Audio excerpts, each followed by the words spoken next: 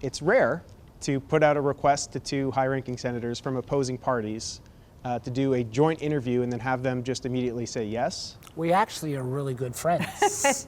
Don't tell anybody. Two senators finding a bond over an issue that, for them, supersedes politics. Alzheimer's doesn't care if you're a Democrat or a Republican or a socialist or an independent. Both of them have lost a parent to this terrible disease. This is my mom.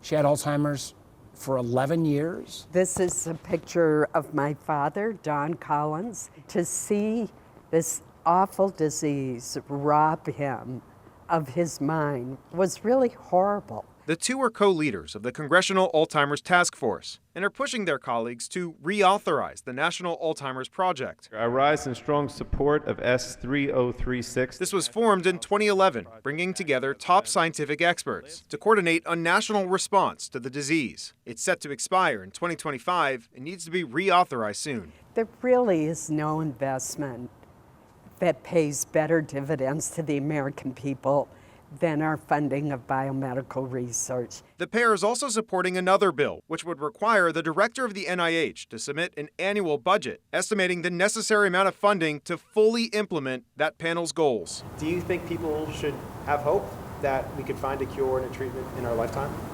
I think you've got to have that hope, because otherwise the challenges are so debilitating.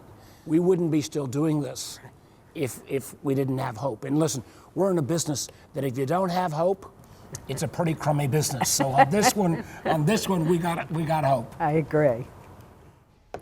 So there's no doubt that we live in a polarized time, but when this Alzheimer's Project was formed in 2011, it actually passed through both chambers by a unanimous vote. Collins and Warner are hopeful that we're going to see something similar this time around. And you know, guys, if we continue at this rate, some 13 million people would be impacted by this disease by 2050. That's a lot of people, and my family was one of them. I'm actually wearing an old tie of my dad's right here. Oh, my goodness. He passed away just over a year ago. So a lot of people impacted, and each of them has a really devastating story.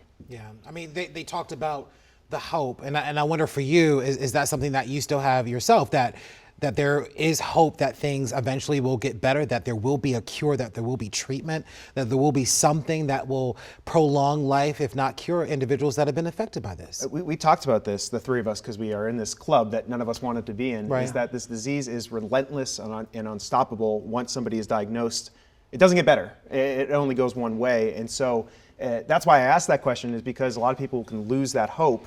And I wanted to let them know, like, do you think people should? And that's when they said that answer, that you have to have hope, because if we don't have hope, I mean, how do you live with such a debilitating disease? Right. And God bless the caregivers Oh, as my well God. in the family that's affected too. So Yeah, it's so much. Yeah. Thanks for sharing your personal story. I know that's really hard. That's hard to do. So thank you. It's a great tie too. It's Yes, he's it a big old is. hippie, Yeah. so it's a Yes. little. Yeah, I remember your dad from your wedding, and he was excited to see you there, and it was excited to see him as well. So Evan, thank you for sharing that. We appreciate it.